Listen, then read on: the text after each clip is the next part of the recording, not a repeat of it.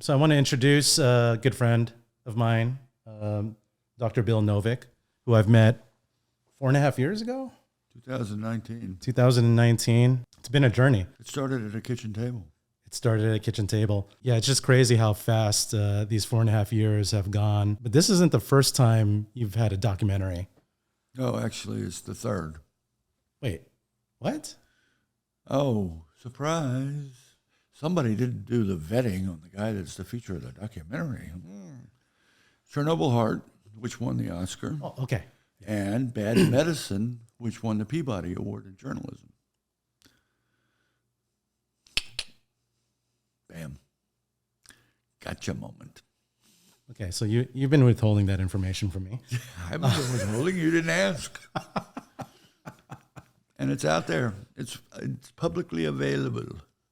So, you know what? I should have reintroduced you as a Academy Award winning. I didn't win the award. The producer did. That's true. Right. Yeah. And so how did that process come about? Like, did she just find you? Yeah. So HBO had gotten enticed into doing a documentary on the long-term effects of Chernobyl radiation on the children of Belarus. And Chernobyl Children's, at the time it was called Chernobyl Children's Project International, had done a lot of work in Belarus with children that had been affected by Chernobyl. So they made this documentary on several trips over there. They even went to Chernobyl, for crying out loud, on the other side of the Belarusian border. And they came home. The producer-director, Marianne DeLeo, came home and showed it to the president of HBO Family Programming and Documentaries, a lady by the name of Sheila Nevins. And Sheila, looked at the video and said, okay, this is really sad, and it's too long, and it's too depressing. You need a happy story somewhere. Can you not find a happy story about this? They decided to go back and try and film something that would result in a happy story, and they're down in Gamel, which is a city in the very southern part of Belarus, the Children's Hospital, trying to discover some happy story. And the chief of pediatrics says, well, I don't know if it's a happy story or not, but let me show you these two girls. And they were both kids that had heart defects, which the Belarusian Center in Minsk, not the one that we were at, but the National Cardiac Center, had declared as inoperable. But they were going to send the girls up while our team was there. About 6 weeks later, and see if we would operate on them or if we thought they were operable. So when the film producer heard about this, he said, well, do you know this guy? And the Chernobyl people said, no, we don't know him. All right, so she came home and found my number and called me and said, hey, listen, we're making this documentary, and we'd like to go to Minsk with you on your next trip. And sure enough, they came to Minsk.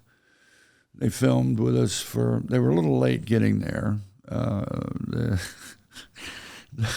The day they arrived, it was 2 days after we were there. We were already operating at that point. One of the administrators from the hospital came up and stuck his head into the operating room, and we weren't at a critical part of the operation. And Dr. Novick, some people from Hubbo are downstairs. They say you said they could come.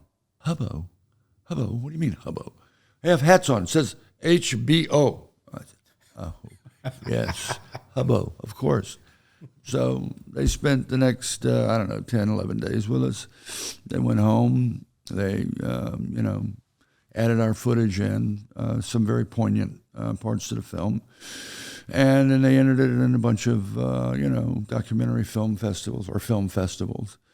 And the last one that they participated in was one here actually in L.A., and it was, the timing of that was within a reasonable time frame, the Academy Awards were going to happen.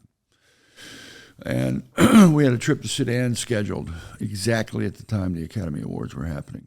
Before we left, Marianne called me and she said, our film's been nominated. We're one of 3 films that have been nominated for documentary short subject. You have to come to L.A. I said, no. I'm going to be in Sudan. Take your mom.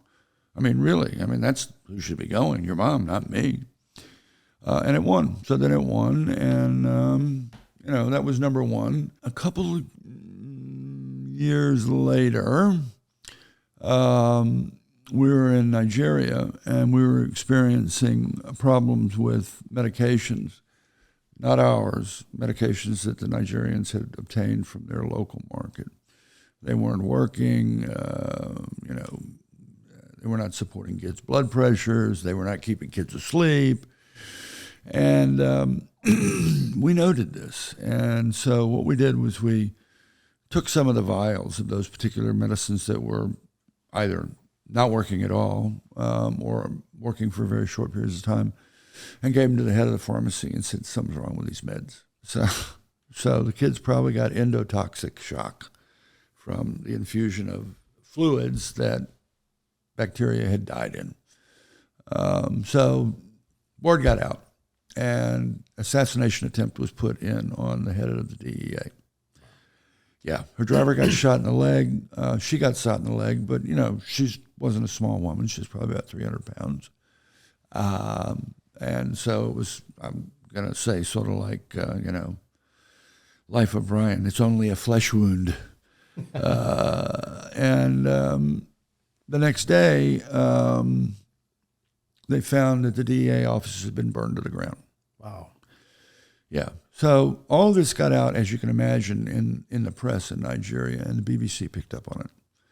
And they made a few telephone calls, and they decided to go and investigate it. And there was a whole investigation, journalistic investigation, where they were able to reveal that a lot of these drugs were counterfeit and had been made in India at different pharmaceutical companies in India, and that the fluid had been made, I forgot where exactly, I don't want to blame a country, and had not gone through the usual rigors of testing and sterility, which is why it had bacterial membranes in it. So, that won the Peabody Award for journalism that year. And so this is the second one that we've been involved in. Well, so you had two documentaries, but there was another documentary. It was the Libyan Hearts one, or Healing Libyan Hearts. Yeah, actually, there are two more, that don't rise to the level of either one of these. Yeah. There's another documentary actually made by, I don't know if you call it a documentary. WHO produced a film on our work in Tobruk specifically, because that particular trip was sponsored, the one and only trip to all of our trips to Libya that was sponsored by the WHO. The guy that filmed that for the WHO came to me at the end of the trip and said, this little short documentary of the WHO doesn't do justice to the work that you guys are doing in Libya, and so I would like to, make a real documentary. So he made a movie called Libyan Hearts. It won some award at the Mali Film Festival. I don't even remember what it was, best documentary in Mali. I don't know. I have no idea. But that it was hyper focused to just one region. Only Libya. Yeah, only Libya. Only right, Libya. Right. Yeah. This would be your fourth or your fifth. Yeah, I'm not counting. Actually. Documentary. What's it like for you working with filmmakers? That's a question which has a wide spectrum of answers, and so that we don't burn up too much time. It depends on the individual filmmaker. Yeah, it really does. It's not us. We do the same thing wherever we go. Yeah. And I give our filmmakers access to everything that we're doing. Some filmmakers understand the nature of the operating room and the absolute requirement for maintaining a level of sterility. Other filmmakers are clueless and will receive the wrath of Martina, my scrub nurse. So it really, for me. What? Obviously, we're not going to try to isolate any of these people out or whatever it is. No. Because I've been there. Yeah. Can you give us an example? What do you mean?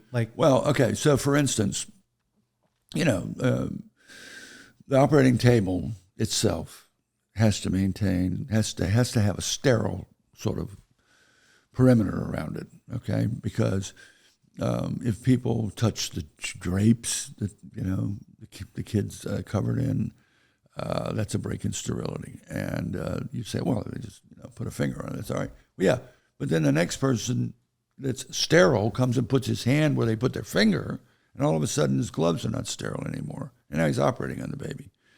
The same goes for what's called a back table. So there are two different tables for the scrub nurse to draw instruments from. There's what we call the Mayo stand or the scrub stand. That's where probably 90% of your instruments are on this smaller table, which is literally right in front of the scrub nurse.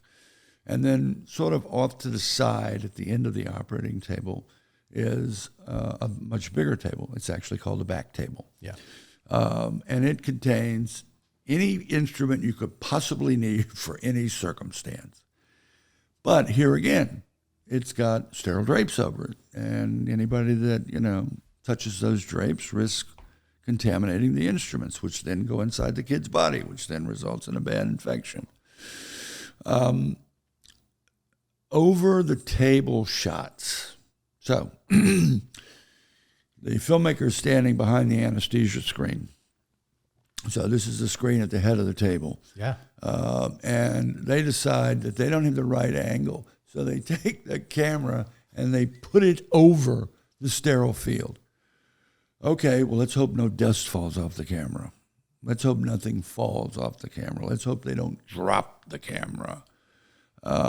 So there are people who don't understand why those parameters are necessary. And I remember the first time when we were in Lebanon. But I remember, I think it was Marcelo, right? He was like, Chris, have you ever filmed this open heart surgery before? I was like, no, sir, this is my first time. Can I give you some advice? I was like, yes. Whatever you do, fall backwards. That's right. Whatever you do, fall backwards. But it is. It's my palms. It gets sweaty, right? You realize that the camera is literally on top. Yeah. And if you drop this thing, right, I mean, it's over. It's over. Yep. I mean, most likely, either the assistant or the surgeon.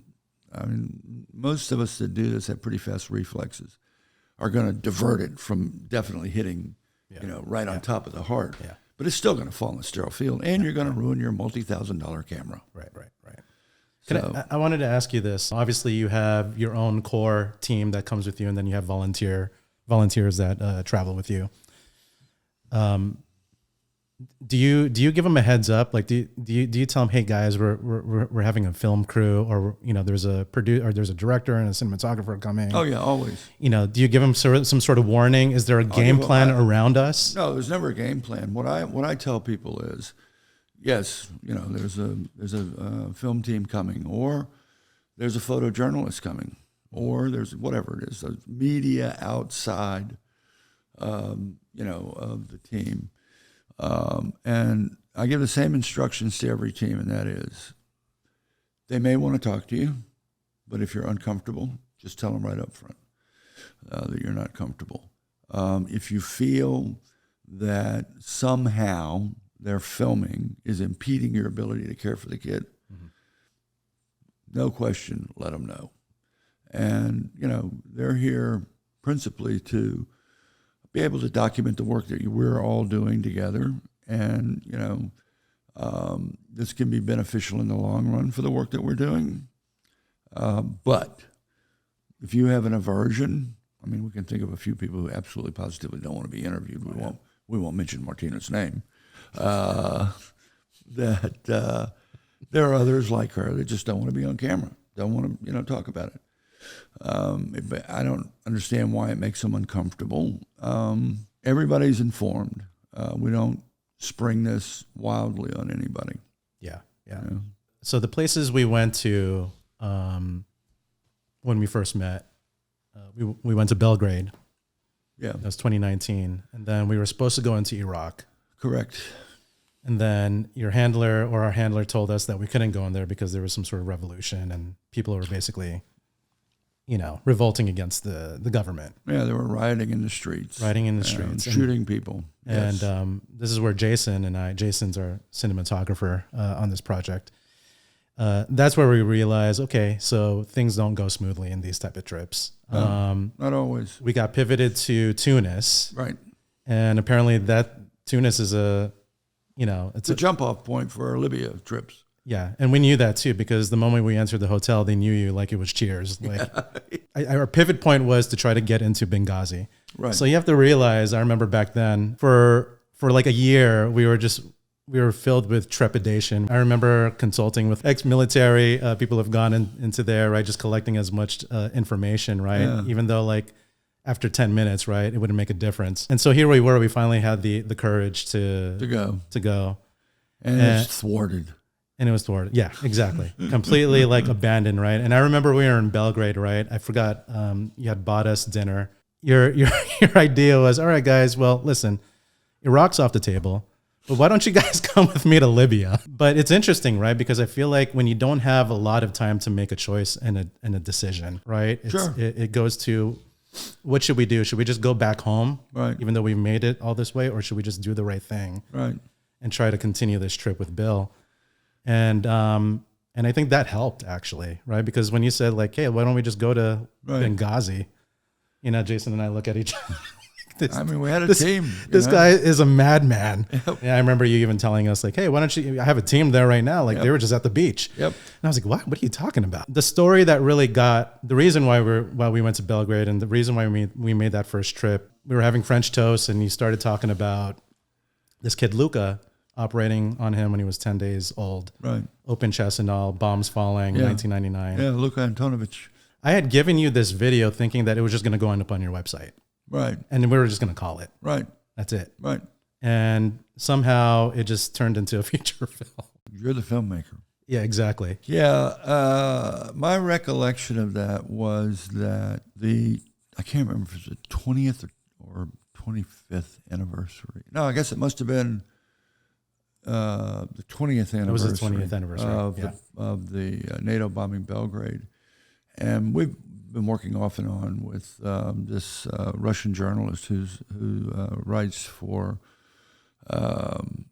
actually a number of Russian media. RT, he does work for RT1, for Pravda, for there's another couple of them that he works for. At any rate, he's been interviewing us ever since we started our Russia programs. And he calls me and he says, listen, I want to do an interview with you about your memory of the trip that you made to Belgrade where NATO bombed you and you were operating. I said, I don't know, Dmitry. This sounds awfully political. He goes, no political. This is only about that child and that night and what you guys did. I don't know, if we're going to limit it to that, then let's do it. So we did the interview. And, the Serbians are Russophiles, okay? They're always sort of picking up Russian, well, they have routine Russian media feeds into Serbia, newspapers, website, you name it.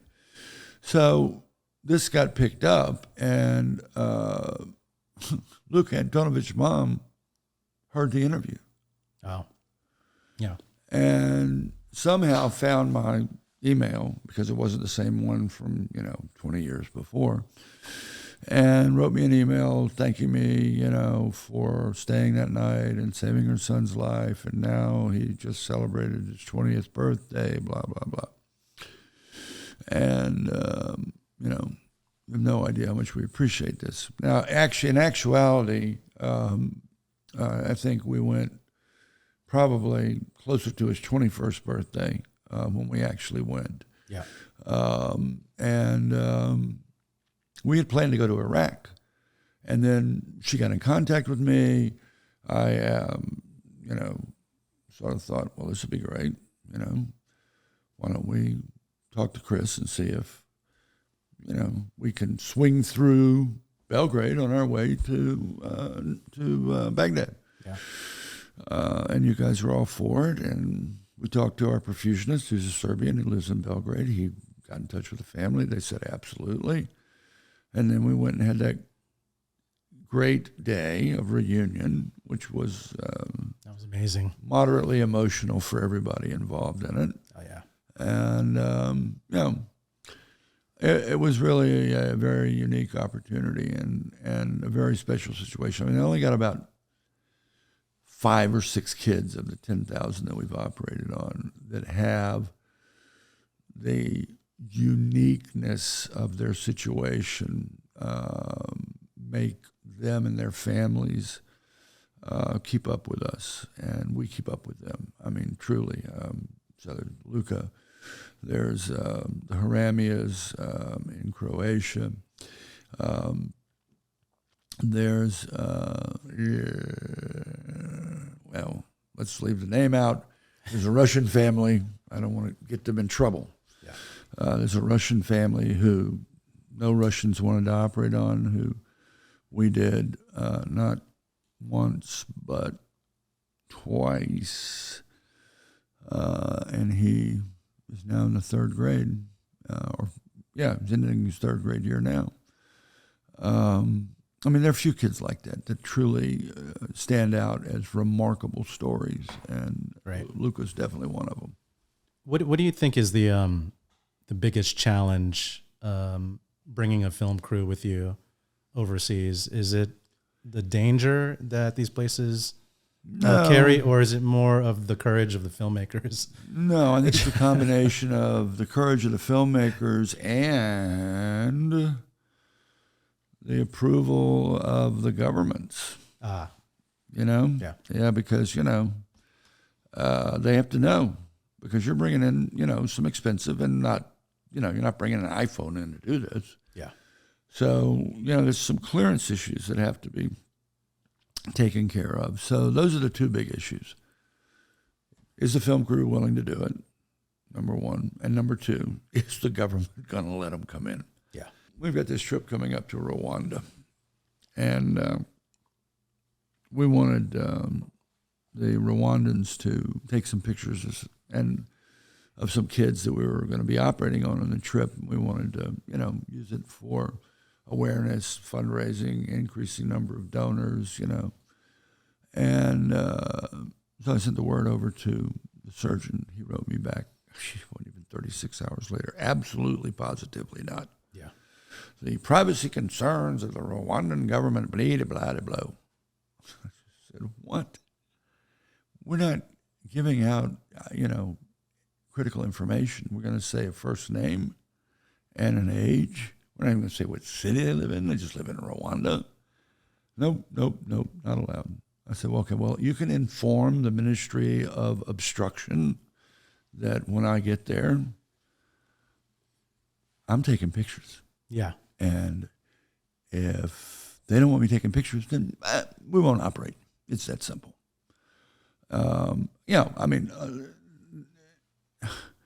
The answer that I got back was, well, they've had bad experience by providing information about children or individuals that need complicated surgery and groups that were going to supposedly come, and they did all this advertising and all this money raising, and then they didn't show up. Right. I said, okay, well, I'll give you a list of 35 countries and 57 institutions, and you find out if that has ever happened to us or that we've ever done that to anybody. Right. I said, you're questioning our integrity, and I find it insulting, quite frankly. Well, no, Bill, don't get upset. Too late. I already am. And like I said, I'm not calling the ministry of anything except Ministry of Obstruction. Mm-hmm. So you run into this. What other countries have we run into this problem? Zimbabwe. It's just, it's so bureaucratic they can't even get out of their way, which maybe is why the breadbasket of Africa has turned into the disaster of Africa. Libya's not bad. Iraq's not bad. They understand the significance of this. Ukraine is definitely not bad. Yeah. Did I tell you when Jason and I were leaving Congo, we almost had one of our cameras not make it with us on the plane. Yeah, that's not unusual for that damned airport. They tried to do the same thing with surgical instruments. And, I'm going to say that basically we had a meltdown. Yeah. There's something called protocol. Yeah. And I can't imagine not having that going into that place. Yeah, but even with, I mean, we got approval to bring the instruments in and out. Yeah. Okay, but some guy decided to try and exert his, Oh yeah. power, which he really didn't have, on saying, "Oh no, you cannot take those instruments out. You're stealing." Are you out of your mind? So we passed like 3 security checkpoints. Yeah, no Right. problem. No problem. We got a lot of stank eye from people in line. We made it outside of the Yeah, building, yeah. and Jason and I were like, "Hallelujah, we're free." Nope, there's one more. And Table right before. right, yeah, that table, Yeah, I know. table. I know what And you're talking about. and I remember Jason got through. Well, who had the cameras? You? I did. Oh, Well, he had a camera too, but I had 2 bags, like Right. 2 big bags. The guy who was checking my bag, he goes, "What are you doing with all this equipment, my friend? Filming a documentary. You have a gift for me, my friend?" Yeah, typical. No gift, right? He's like, "Oh, yeah, you have a gift, Yeah. right?" I had a stick of gum, right? Oh, hilarious. I gave it to him. I think that probably pissed him off. Yeah, of course right? it did. And he basically said, "We're only accepting one bag in the as a carry-on." I was like, No. My friend he has 2 bags right there. Right. He's like, no. Right. And then he threatened me, right? Basically saying, "You see that security guard, he's going to arrest you Yeah. if you don't obey." Comply. Yeah. Comply. And then he tells me this whole thing about, "Have you ever been into a prison here in Congo?" Yeah, there you go. He says, you would not survive. You know that smell? Yeah, that's piss right there. You smell that? He's like, "Oh, that's shit right there. You wouldn't last 72 hours. Yeah, you won't last 5 minutes if you try and take me out of here. So oh my gosh, I was like, this is wild. I'm like, this is like a scene from a It's a movie. shakedown. So I was looking for, Yeah. our guy. Sponsors. I yelled some random name, and I Yeah. thought it was the wrong name, but he came running in, Yeah. and he came in, and he was looking at the guy. Yeah. He's like, "Come on, Yeah. come on," and then he basically does this, and of course he's like, "All right, fine." So he lets me in, and he allows me to bring the other bag. So Yeah. Typical. that was that. While we're in Congo, I want to stay here. You have yet to see the footage What footage? of what Bill, happened. Of Bill cast call for The Walking Dead. doing my interview for The Walking Dead. Yeah, no, I haven't seen it yet. I was looking at this and I was thinking to myself, this is probably going to be the most vulnerable Bill has probably ever seen himself on screen. I'm not sure that's right. Really? Yeah. Yeah. You know, I mean, from a physical point of view, sure. Right. Okay. From an emotional point of view, no. Yeah. No, you need to go back and look at the darkened stairway scene. Oh, I saw that. In Chernobyl Heart, Yeah. where I actually break down. Yeah. That's the most vulnerable I've ever been. And that was, I mean, from an emotional point of view. Do you not get into those emotional states anymore because you've just become desensitized?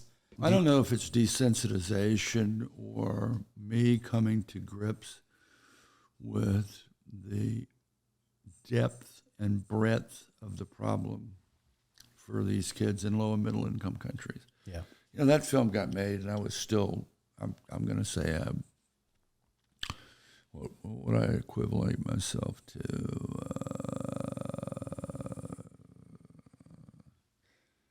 I wasn't even an adolescent yet in my Yeah. Oh, yeah. history of doing this, right? Mm-hmm. So I hadn't really, I mean, geez, by then we'd been to Croatia, Belarus, Jamaica, Kazakhstan, Ukraine, Peru. That may have been it. Yeah. When that got made. So we hadn't really, you know, I mean, what was that, 7 or 8 countries? But when you know, when you see this, you want to call it desensitization, okay, but I think I wouldn't put it that way because, you know, every child's death still upsets me greatly. So I wouldn't say I'm desensitized. I'm educated, unfortunately, about it, and I'm dismayed that there hasn't been a more comprehensive effort to help solve this problem for kids with heart disease. I mean, you know, you're losing, it depends on who you talk to, for crying out loud, but you're losing somewhere between 250 to 350,000 kids a year in low middle income countries from congenital heart disease, and you're losing probably 350 to 425,000 a year from up to young adults, so 20-year-olds, cap it at 20, from rheumatic valvular heart disease. I mean, you know, put those two numbers together, you're talking about 750,000 kids that die every year without fail, and the number's not going down, it's actually going up because the population of the world's not getting smaller, it's getting bigger, and we haven't spread enough places around to make enough difference. So, desensitized? No. Educated and disappointed? Yes. Yeah. Every trip is always it's a learning experience for sure. Well, the learning goes both ways. I mean, we teach them, and then we learn about the situation in a country or a city or an institution or an individual. You weren't on the DRC trip where, we'll leave names out, where our surgeon that we were supposed to be training of the two, and this guy was the more gifted of the two, had an attack on his life in the middle of the night in his own home. Not a burglary. They didn't steal anything.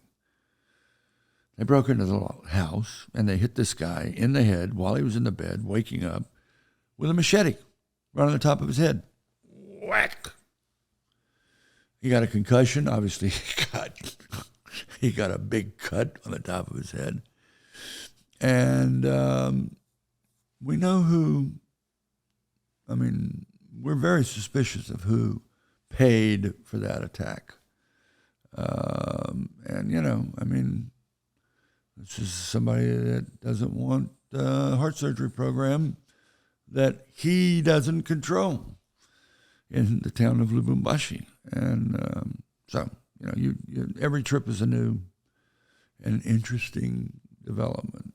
We had this discussion in Memphis during lunch or dinner at your place. I forgot which one it was, but the 10,000 hour rule, you know, was brought up, right? And does 10,000 hours make a surgeon, you know, good? But then I remember you talking specifically about it's not necessarily the amount of hours per se. It's more about how many, because you said that there's several different types of right.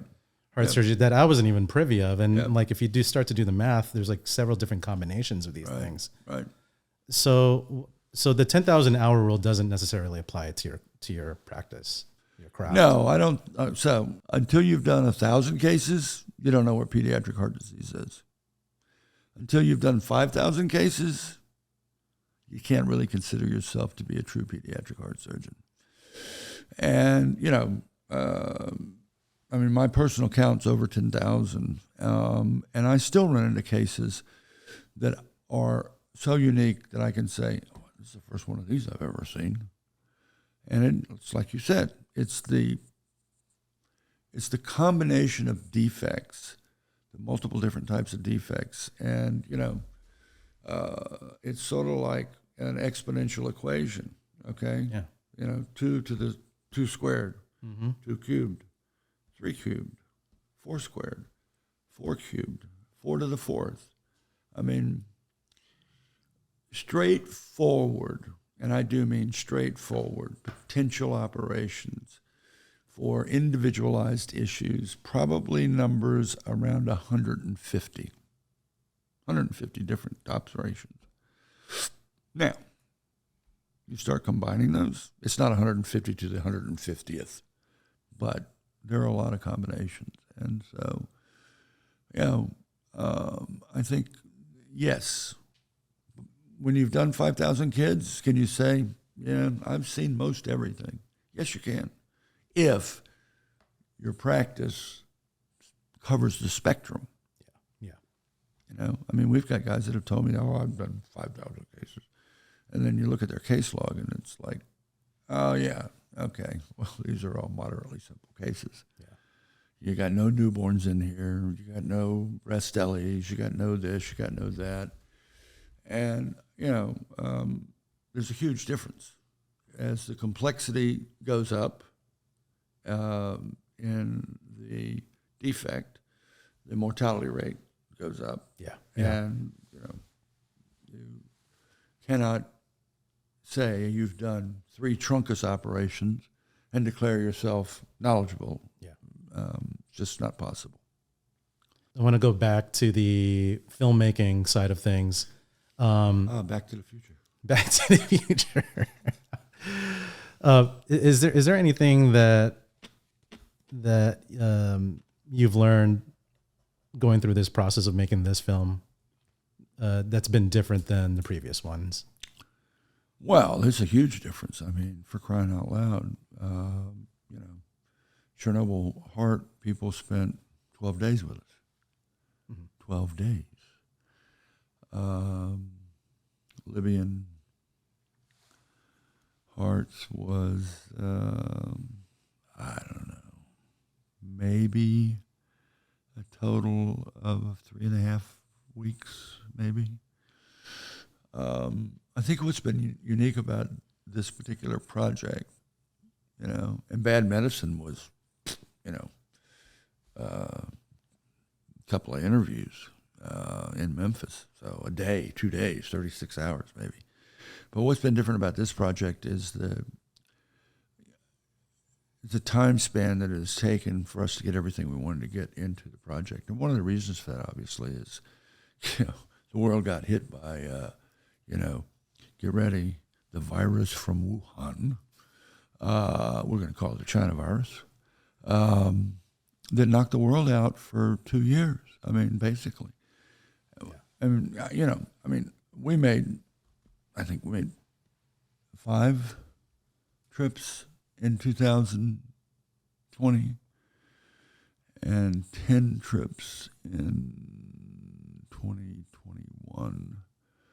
But if you look at the number of trips on either side of the pandemic, we're averaging 22.3 trips a year. And, if the pandemic had not hit, I think the amount of time that we had to spend on this project would have been shortened by, 75%, 66%. Yeah. You could have just gone boom, and hit all the countries and gotten what you wanted and been done in, filming in 6 months, 7 months. You could have gotten everything you needed. Certainly in a year. Yeah. But, let's see. We did our first part of filming here in this house in 2000 when? 19. Okay. And you did, your last part of filming, I think. We went to, so we did the whole Belgrade, Tunis thing. And then there was a gap. And then COVID happened, like you said. That winter, we went to Lebanon. Yep.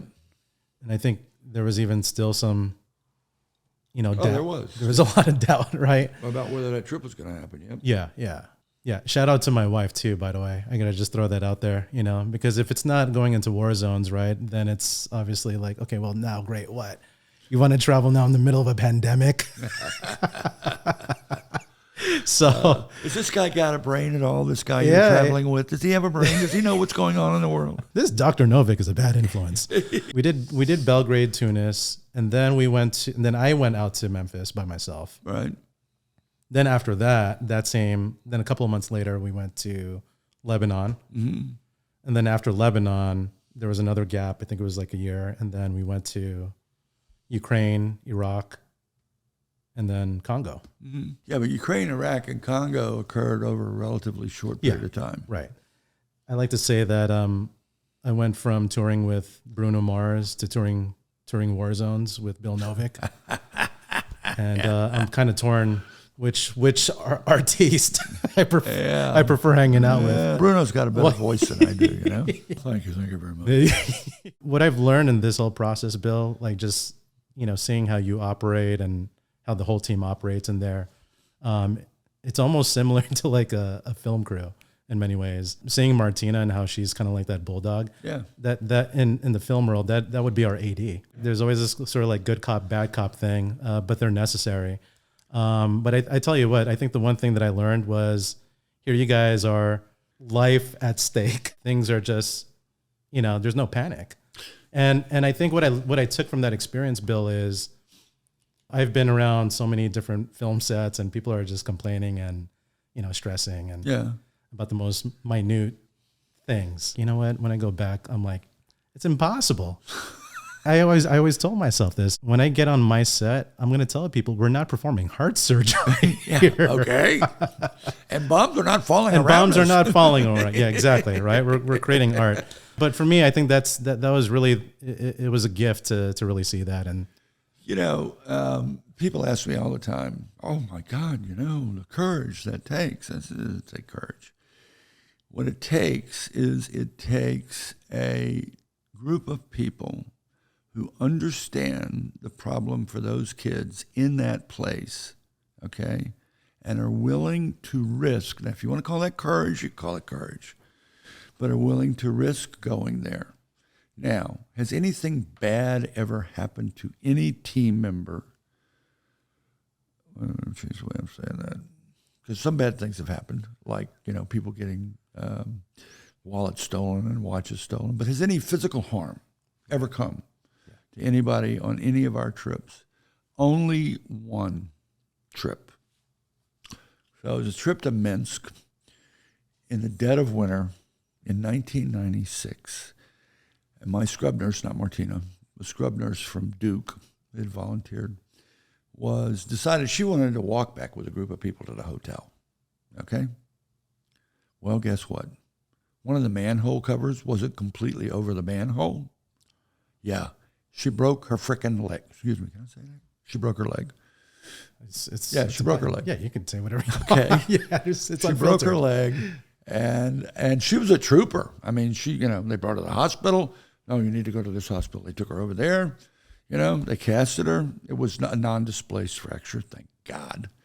So a simple fracture. And, she came into the hospital every day. She didn't operate, but every day she came in and sat in the operating room. After the first couple of days. There was a fair amount of pain the first couple of days. That's the only person I can think of that has ever had any kind of true physical trauma on any of the trips we've ever made. Have people had psychological trauma? Yeah, they have. But, fortunately, most of the trips where psychological trauma has occurred because we're being bombed or something like that, I've been on those trips. And I've been able to, sort of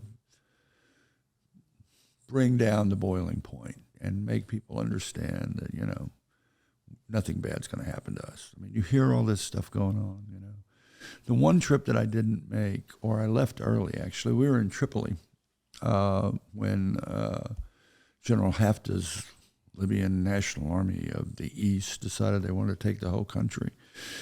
And the hospital that we were operating in was probably no more than 35 or 40 kilometers from the front lines. So we were hearing artillery shells, we're seeing smoke go up. And I had to leave and go to Ukraine. And I got a call from Martina. She said, Bill, you got to talk to the team. They're really getting anxious. So we did a Zoom call with the whole team. And I don't remember if we recorded it or not, but they were laughing by the end of that call. Yeah. And, everybody thought that I'd brought the temperature back down to realistic levels. So, trouble, yeah, but, it's manageable. No serious injuries except to one person, which wasn't even in a war zone. But I do think that the people that volunteered to go to Libya, to go into Lviv, that's a special group of people. It really is a special group of people. Yeah. Yeah. As our good friend says, you guys are missing the fear gene. Yeah, I mean, it's one thing for you to volunteer to go to Guayaquil, Ecuador. It's another thing to volunteer to go to Santo Domingo or Santiago, Dominican Republic, or you're going to go to Bogota, it's completely different when you go into Benghazi or Tripoli or Lviv or even Kharkiv. I mean, we went into Kharkiv right after the, I don't know what you want to call them, the Russian separatists tried to take Kharkiv as well as Donetsk and Lugansk. Fortunately, the people of Kharkiv, blew them out of there, so Kharkiv stayed free. But, the border was, I don't know, very close. Yeah. Not close enough to hear any fighting, but it was close. And I think it takes a special team member to want to do that to those zones. Yeah, I mean, outside of obviously documenting you and the team, right? Like you become real close with that fear of emotion and like really understanding what that is. I found myself asking the question, where was this programmed? Like how was this sort of built inside of me? We live in a fairly safe environment. Yeah, none of us live in Chicago. Throw that zinger in there. Hold on. Do I have like a little laugh track here? Hold on. Is there like a laugh track? I could have sworn I set these things. They're not working right now. There's like a little drum fill sound effect here. I mean, that's what they mean by facing your fears, right? Facing your fears isn't like, spiders or, right, heights or stuff like that. Or like one of our team members, butterflies. Wait, what? Who's that? Oh God! Unbelievable. That person needs some. I'm not going to embarrass her. She's one of the best nurse practitioners you've ever laid your eyes on. Really? She's afraid of butterflies. And get ready for this one: carrots, butterflies and carrots. Oh boy! So because of that, we prank her frequently. Yeah. Like on her birthday, and open it up. Those surprise boxes where Yeah. things pop out. Right. We've had, paper butterflies pop out. We gave her, as a present once, a carrot humanoid plush toy. She threw it at us. That is hilarious. Oh, it is. I mean, so there's all kinds of bizarre phobias. Yeah. It's like, I'll go into Ukraine, a war zone, but butterfly. Yeah. Oh my God, carrots on my plate. Obviously, that whole year long of trying to decide whether or not to go into Iraq was a big thing. I'm pretty sure at some point you were like, come on, Chris, just go. All right, like, enough of this. It's so annoying. You're programmed with this thing. And then when you go to like Iraq, and then you walk down the street and you go to the market and then you get invited to go and smoke hookah with strangers. It's like, wait a second. Wait, this isn't what's supposed to happen. Yeah. Why does this happen? And it was similar to that story that I told you, right? When we went to Lebanon. Yep. Right? I was being dropped off at the airport by two random strangers because our driver who spoke English couldn't make it. Right. So I got set up with a random Yeah. person who didn't speak English at all. Boom. Here, you're at the Beirut airport. Bye. And the whole entire time, I kept hearing the word machete-o. Yeah. I kept hearing machete-o. And of course, in my head, I'm thinking machete. Yeah, machete. They're going to put a bag over my head. And the next thing I know, I'm going to be beheaded. And so that was going through my mind. And I remember we got pulled over. We pulled over to the side, and I was like thinking to myself, I'm like, okay, what's going on here? This is it. I had accepted death at that point. This was what was it? Lost? Were they lost, or did they were both dropping somebody off? They both got out of the vehicle. Yeah. They didn't tell me. Yeah. Well, where they were going. Well, how could they? They didn't speak English, and you don't speak Arabic. So there was a van. There was two people at the front. Yeah. Right. The van was parked backwards. It was like the van was facing us. Yeah. They went back there. They were chatting it up, right? And I was like, okay, they're making the transaction right now. Yeah. This is it. I didn't have any reception on my phone. I can't call anybody. I was trying to like reset my phone, right? So like my attention is fixated on my phone here, right? And I just said, fuck it. Like, this is it. I lived my life knowing that I did the right thing, following Bill, trying to save lives, right? And that is going to be how my legacy ends. And, right, window. He's telling me to roll down the window. Yeah. I roll down the window. Yeah. And he's like, machete-o. And I was like, what? It was a macchiato. The guy gave me a macchiato, and we're stopping for coffee, for Christ's sakes. We're not going to cut your head off. But see, that's the thing. That program fear, right? Sure, it's like watching the news every single time for the last 25 years, right? those images are basically like, soldered into your head. Wait a second, these guys aren't that bad after all, right? Like they probably sensed my tension and they just wanted to buy me a coffee. Perhaps, and I wouldn't be surprised by that. I mean, the odor of fear. Yeah. You know what? Like until you actually go to these places and yes, is there danger? And I know you told me this a billion times. Yeah. And now every time some, my friends or family members come to me and they're like, weren't you scared or weren't you afraid? I'm like, yeah, I mean, but until you actually go there, Right. it's a completely different story, It is. and there's danger everywhere. It's true. We could be walking across the street here and get hit by a car. Yep. But I think going back to what you were saying, Bill, I think it was better that actually this thing lasted for 4 years.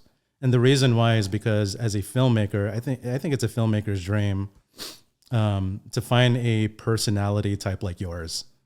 And because yes, like your ordinary world from your perspective, ordinary is unique to us. But I think what matters more is the character and the person. Because if you just think about any story, right? Whether it's like The Walking Dead that you try to audition for, Right. it's not really about the zombies. It's about the people. Yep. And they just happen to live in that environment and in that world. And so it's the same thing with you. And I think that's what we appreciated the most was, allowing yourself to be open, to invite us into your home, obviously, to interview the family, to interview every single person. And I think as a filmmaker, that's all we can ask for. Well, I think that the Celestine prophecy moment came for me many years ago when I realized that transparency can be a good thing and can be a bad thing. But in the end, I leaned more towards transparency is always better than hiding something. Yeah. And, it's hard to pass that level of human understanding on to everybody. It's a very difficult thing to do because I really started trying to do that a lot since 2014. And some people just, have things they want to hide. Yeah. And then when Dr. Novick finds out, they regret they hid it, like a kid getting caught with her hand in the cookie jar, So this openness that you're talking about, I think, had you come to me 10 years ago, it would have been different for sure. Maybe 12 years ago. Yeah.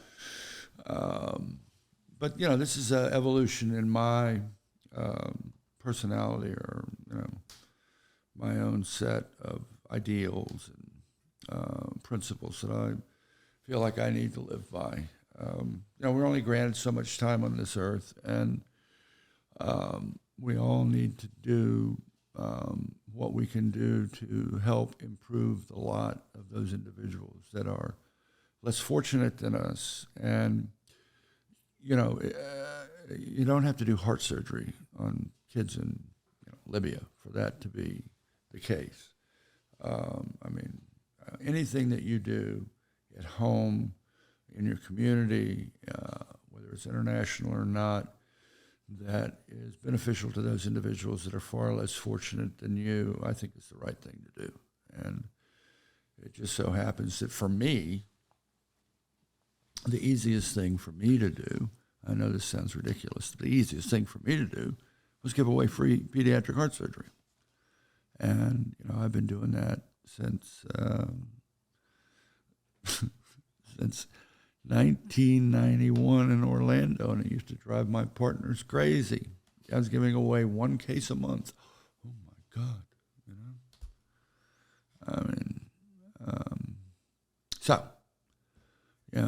always stop and stoop to help your fellow man who's in need of help. And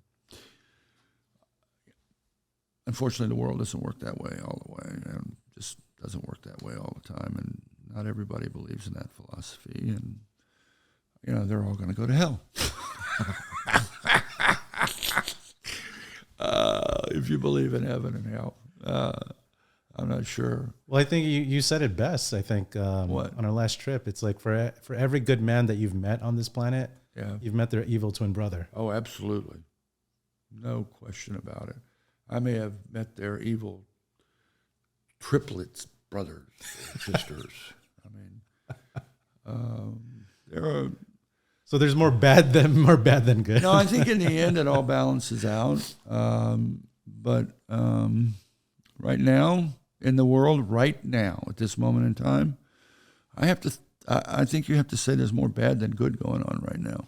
Yeah, I agree. I mean, Ukraine is a perfect example, but it's not the only one. I mean, what about the Rohingyas? Okay. What about Sudan and Darfur is back on the map again? South Sudan's back on the map again. Yeah. What about the Uyghurs in China?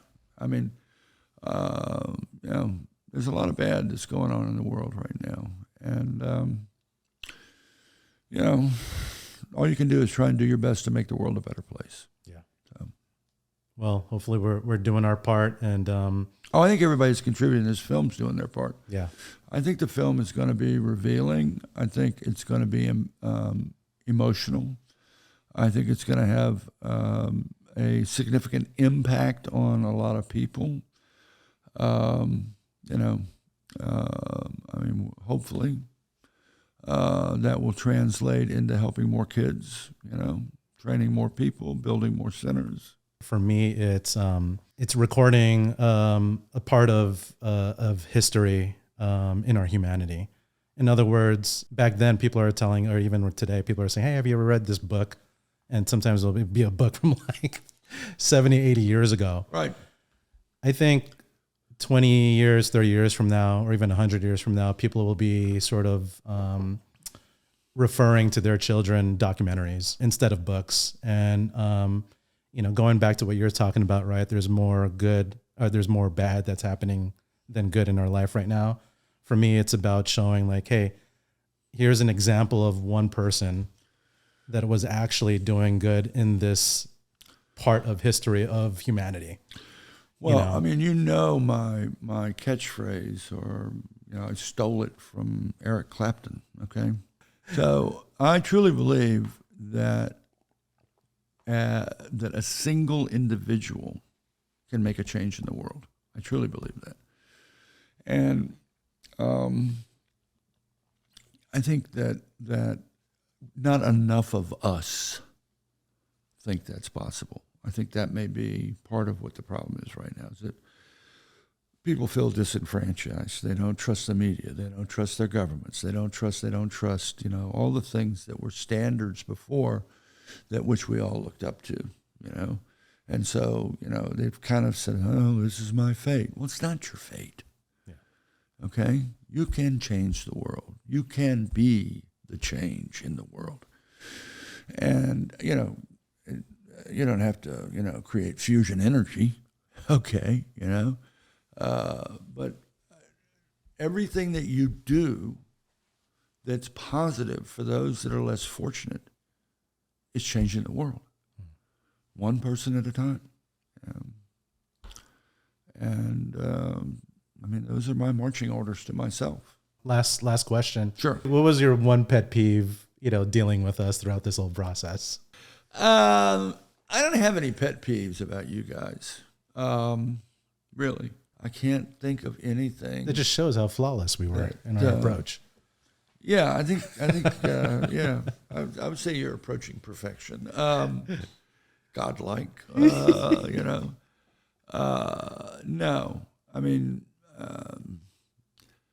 if anything, it was the one maybe thing was how long it took me to convince you to overcome your fear of going to places like this. Yeah. Yeah. I would say, is that a pet peeve? I don't know, because really, Wuhan virus provided that opportunity for you to get over that. And, It's true, actually. yeah. When you had time, downtime to think about it. Yeah, it shifted the fear. It did. Yeah. Now I'm afraid of something. Instead of being afraid of a country where I might get bombed, now I'm afraid of a bug I can't see. It showed us, at least, it didn't matter where you were going to be around the world. Didn't matter. Everybody's dying. Everybody somewhere's dying over this thing. Interesting. Yeah. That we can't fight, that nobody can see.